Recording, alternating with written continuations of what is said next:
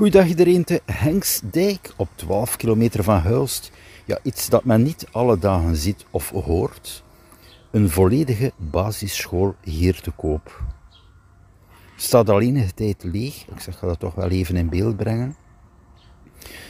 Was nu net op mijn fietsroute, dus Hengstdijk tussen Vogelwaarde en Kloosterzande. Dus even zoeken waar dat kan zijn.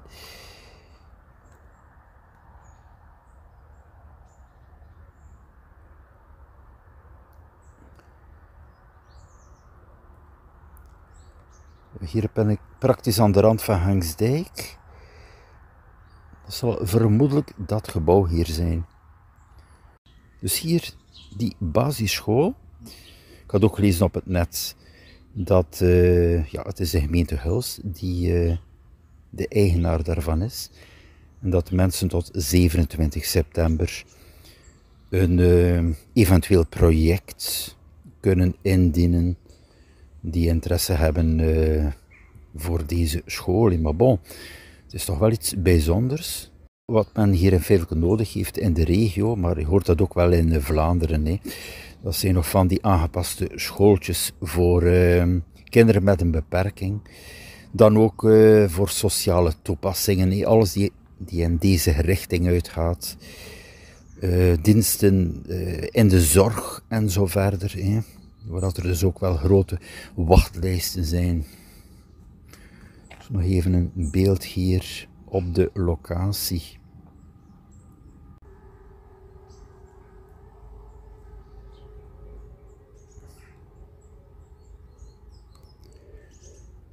Ik ga nu even een breder beeld op de locatie tonen. Hè.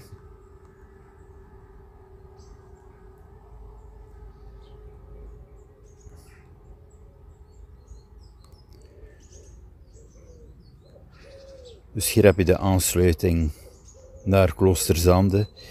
Heb je dan ook de Westerschelde mooi in beeld. Hè.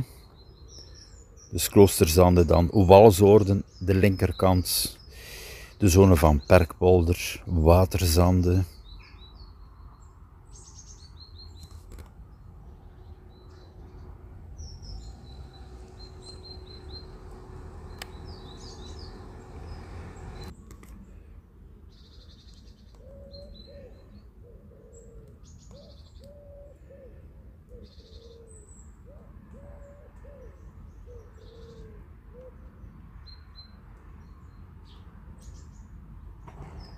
Dus hier entree Camping de Vogel, ook de nieuwe parking hier die aanwezig is. Ook wel veel volk in de dag.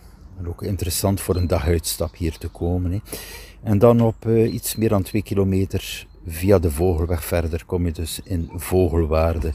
En de rechterkant hier de camping Oude Haven. Dus een mooie streek.